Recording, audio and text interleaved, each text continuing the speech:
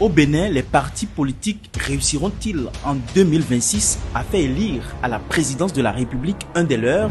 Que ce soit le président Soglo, qui a été Premier ministre à l'issue de la conférence nationale, qui est devenu président de la République, le président Kérékou II, président Eboni, puis moi-même, aucun n'a été porté par un parti politique.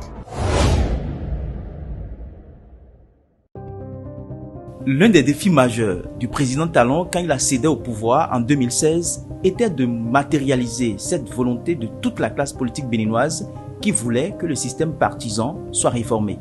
Il était question pour les acteurs politiques et surtout pour le président Patrice Talon de travailler à avoir des partis politiques forts, grands, à envergure nationale, en remplacement des petits partis de quartier ou des clubs électoraux dont le seul objectif était de faire du marchandage politique. Les forces politiques présentes au Parlement sont permanemment dans une relation incestueuse, perverse avec l'exécutif. Ce sont des négociations de couloir, c'est du marchandage et chacun négocie son soutien au président de la République en échange de quelque chose. S'il est vrai que la constitution du Bénin, issue de l'historique conférence nationale de 1990, donne aux partis politiques l'exclusivité de l'animation de la vie politique, aucun parti n'a réussi depuis lors à faire élire un de ses militants à la magistrature suprême.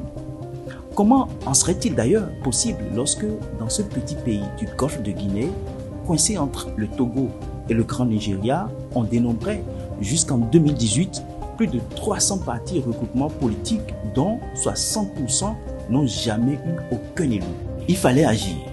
Des lois sont donc votées corsant les conditions de création d'une formation politique, instaurant un pourcentage de suffrages à avoir au plan national pour être éligible au partage des sièges et surtout instituant le parrainage des élus pour les candidats à l'élection présidentielle. Les partis sont remis au cœur de l'action politique, même si les élections de 2019, 2020 et 2021 qui ont suivi les réformes ont failli faire basculer le Bénin, réputé être le pays le plus stable de la sous-région depuis 1990.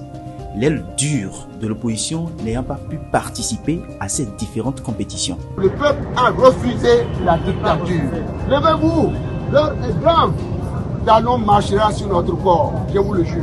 Les législatives de 2023, par contre, ont donné au toilettage du système partisan toute sa légitimité. Les principaux partis nés de cette réforme se retrouvent tous au Parlement.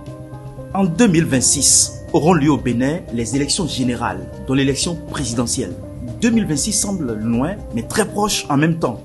Dans le camp présidentiel, la course à la succession de Patrice Talon, constitutionnellement folklore, donne l'impression d'être lancée.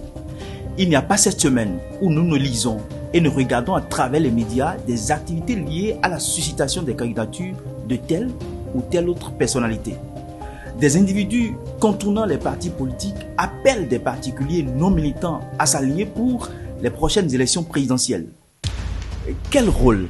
Alors là, quel rôle joueront les partis politiques quand on sait pour qui roulent les principaux acteurs de ces suscitations?